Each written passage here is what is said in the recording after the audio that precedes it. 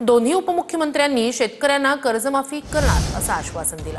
आमच्या अजेंड्यात शेतकऱ्यांची कर्जमाफी होती आणि आमचं कर्जमाफी केल्याशिवाय सरकार राहणार नाही असं आश्वासन शिंदेंनी संगमनेरमधील सभेतून दिलं।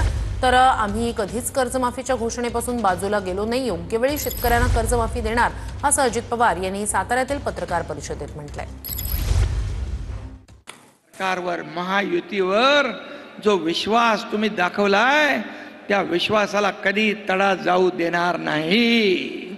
तो विश्वास सार्थ करण्यासाठी शेतकरी लोक म्हणतात, विरोधक कर्जमाफीचा विषय आपल्याला मी सांगतो, आमच्या अजेंड्यामध्ये कर्जमाफी होते आणि कर्जमाफी देखील महायुती सरकार केल्याशिवाय राहणार नाही।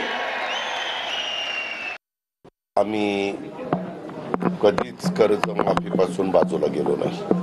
आमच्या जाहीरनाम्यामध्ये होतं महायुतीच्या, आम्ही त्याच्याशी स्टिकअप आहोत।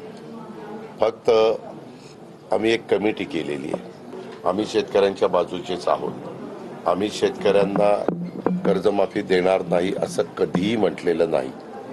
योग्य वेळ आल्यानंतर आमची ती कमिटी आहे, ती कमिटी त्याच्याबद्दलची माहिती त्या बाबतीमध्ये देईल। आम्ही योग्य वेळ आल्यानंतर ती कर्जमाफी देणार।